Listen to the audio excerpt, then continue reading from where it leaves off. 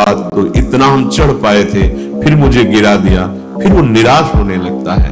मत भयभीत होना, इससे बिगाड़ तुझे जो कुछ बिगाड़ना है। भयभीत तो होना मत, क्योंकि निश्चय कर लो कि मरना है। इससे ज्यादा भय क्या दे सकता है। इस दुश्मन को देखते रहिए। ये 5 ज्ञानेंद्रियों को साथ लेकर हर समय हमारे पतन का प्लान करता रहता है, पतन का संकल्प बनाता रहता है। जब आप आनंदित होंगे, जब आप उत्साहित होंगे, तब ये फंसाएगा। इसकी चाल है, क्योंकि उसी आनंद उल्लास में भागेगा, निकलेगा विषय सेवन के लिए, क्योंकि आपको गिराना है। उसका काम है गिराना। पहले फुसलाएगा, आपको तन में करेगा। इसे छू लेते हैं, इसे देख लेते हैं, इसे भोग लेते हैं, बड़ा सुख मिलेगा। और आपने यदि उसके अनुकूल कर लिया तो वही फिर शोक, विषाद, दुख, क्लेश, अशांति ये फेंकेगा। नाम आनंद प्रदान करते हुए आपको बचाता रहेगा, मन की चाल दिखाता रहेगा, उससे कैसे बचना ये युक्ति बताता रहेगा।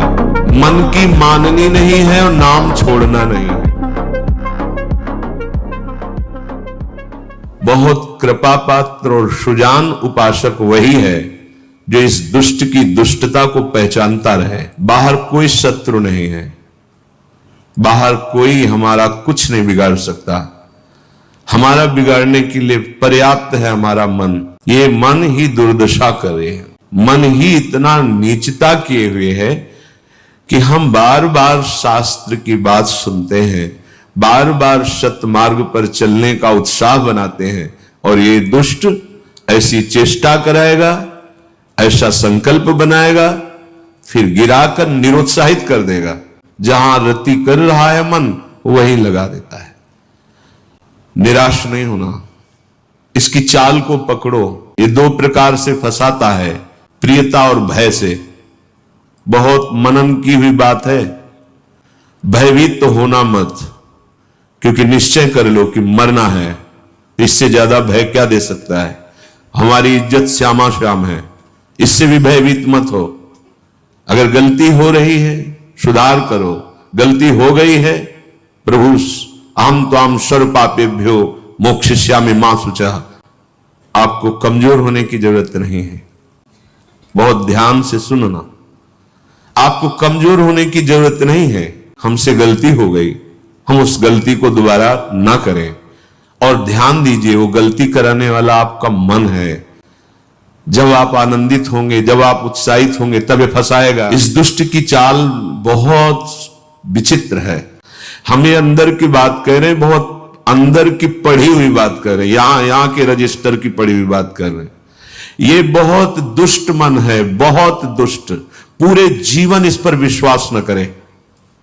यहां की पढ़ी बात कह रहे हैं, हृदय की बात को कह रहे हैं, खूब सूक्ष्मता से चिंतन की हुई बात कर रहे हैं। भक्ति के आनंद का जहां उल्लास प्रकट होता है, वहीं खसक जाता है, बचा के निकलता है, और प्रियता या भय दिखा करके फंसा देता है। मत भयभीत होना, इससे बिगाड़ तुझे जो कुछ बिगाड़ना है। जो कुछ अब हो, अब गलत नहीं करेंगे। भयभीत मत होना। और प्रियता तो है ही नहीं, कौन प्यार करता है। प्रियता तो है ही नहीं। ये केवल प्रियता का भाव दिखाकर हमें परम प्रियाजू से बिलक करना चाहता है। इस दुश्मन को देखते रहिए। ये 5 ज्ञानेंद्रियों को साथ लेकर हर समय हमारे पतन का प्लान करता रहता है, पतन का संकल्प बनाता रहता है। एक बार नहीं, लाखों बार इसको देखा है। जहां भक्ति का आनंद उल्लसित हुआ, ताए निकल पड़ा, क्योंकि देख रहा है असावधान है। इस समय ये आनंदित है, असावधान है, और वो कहीं प्रियता या भय दिखाकर फंसा देता है। अब वो जो आनंद था वो गुप्त हो जाता है, जो एक उल्लास बड़ा था, फिर वो निराशा। जिस समय आपकी भक्ति का आनंद उल्लास से युक्त हो, उस समय आपको उदासीन होने की जरूरत है, प्रसन्न होने की नहीं जरूरत है। ये आंतरिक बात कह रहा हूं, सावधानी की। उस समय बिल्कुल निरीक्षण मन के ऊपर ही होनी चाहिए, पूरी दृष्टि, क्योंकि उसी आनंद उल्लास में भागेगा, निकलेगा विषय सेवन के लिए, क्योंकि आपको गिराना है। उसका काम है गिराना। बाहर कोई गिरा नहीं सकता। अंदर से अपना बड़ा भारी शत्रु मन है, यही गिरा रहा है। पूरा जीवन हो गया है इसको लगाते ही लगाते, तो इसको पढ़ पाए हैं कि हाँ ये है क्या चीज। बहुत नीच प्रवृत्ति है इसकी। एक क्षण तो ये वैराग्य की स्थिति में एक क्षण में आपको लगेगा भगवत प्राप्ति की स्थिति, और एक क्षण में इतनी गंदी स्थिति पैदा कर देगा कि लगेगा अभी तक जीवन में कुछ हाथ ही नहीं आया। साधक की धज्जियां उड़ाता रहता है मन। और गुरु कृपा पात्र जो चाल इसकी समझ गया, हर चाल पे वही लगाम खींच दी, बच गया। नहीं, बहुत नीच प्रवृत्ति का है ये। अगर इसको समझ पाओगे तो आगे बढ़ पाओगे, नहीं तो निराशा पैदा करके भगवान से विमुख कर देता है। लाखों चलने वालों में कितनों को गिरा दिया, आगे बढ़ने लायक नहीं रखा। इसी मन का खेल है। मन को ढील दिया ना, जहां कि आज तो बहुत बढ़िया भजन हुआ, आज बहुत आनंद, वहीं निकल के फंसा देगा। यह अनुभव की बात है।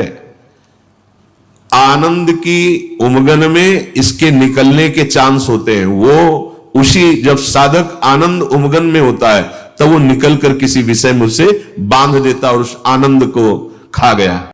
जो आनंद उल्लास था, अब वो पश्चाताप की आग जल रही है।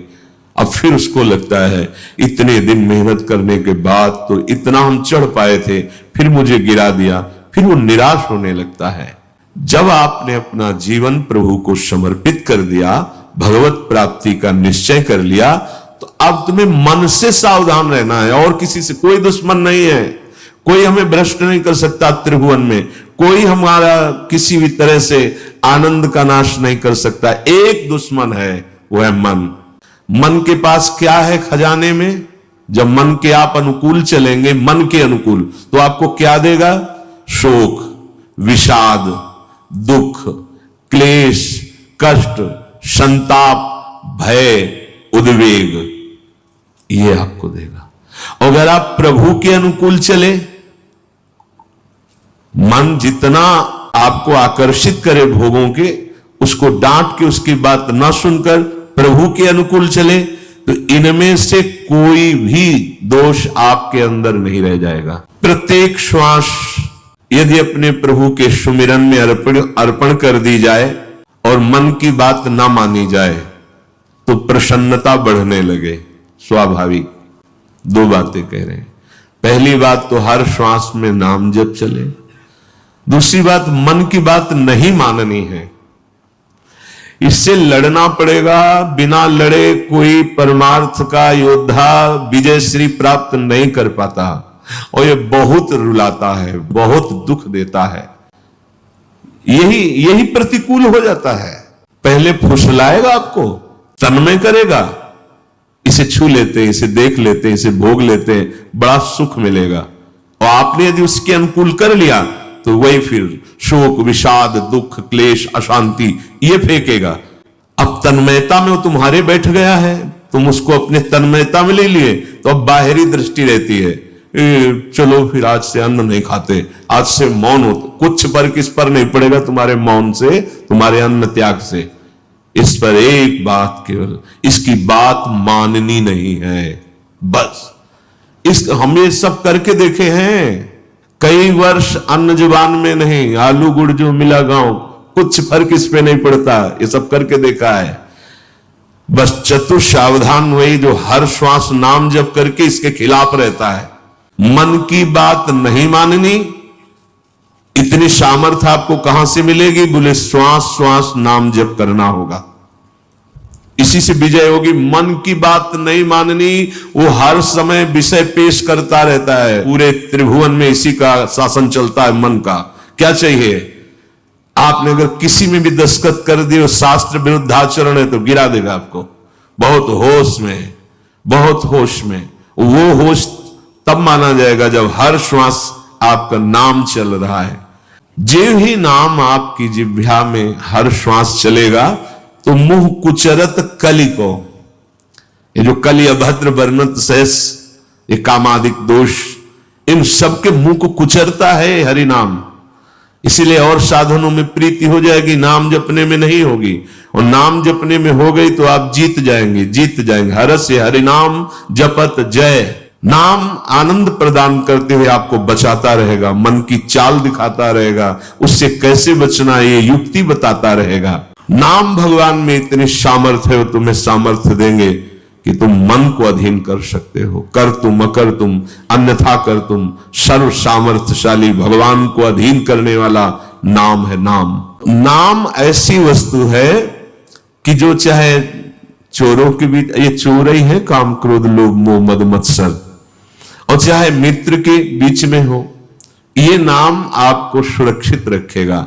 कोई भी आपको मित्रता के द्वारा नहीं फंसा सकता, ना कोई ठगी कर सकता है इस नाम की। ये ब्रह्म स्वरूप है, ये गुरु स्वरूप है। चाहे जितना बड़ा कोई पापी हो, यदि हरि नाम उच्चारण करता है तो भगवान के धाम को प्राप्त होता है। पर बस ध्यान देना है, दो बातें, मन की माननी नहीं है और नाम छोड़ना नहीं है। अगर नाम जप कर रहे हो, ये अनुभव की बात कह रहा हूं, इसलिए कोई प्रश्न की गुंजाइश नहीं। और मन के अनुसार तुम आचरण करोगे और नाम जब भी कर रहे हो तो भी आनंद का अनुभव नहीं होगा। आगे चल के कल्याण हो, मंगल हो, इसमें हमें कोई संशय नहीं है, लेकिन वर्तमान में तुम जलोगे नाम जपते हुए भी। यदि मन के अनुसार चलोगे तो तुम्हें भगवदानंद का अनुभव कभी नहीं हो पाएगा। शरीर छूटने के बाद भगवान जैसे अजामिल को परम पद, वो बात अलग है, लेकिन वर्तमान में जीवन मुक्तता और आनंद का अनुभव मन की बात न मानने से होगा। ये जो मन हमें गलत सलाह दे रहा है, ये जो मन हमें भोगों में फंसा रहा है, आप चाहे जितना प्रयास करें, ये आनंद का अनुभव नहीं होने देगा। छाती की बात कहते हैं, किसी के पढ़े लिखे समझाने की बात नहीं, यहां की बात।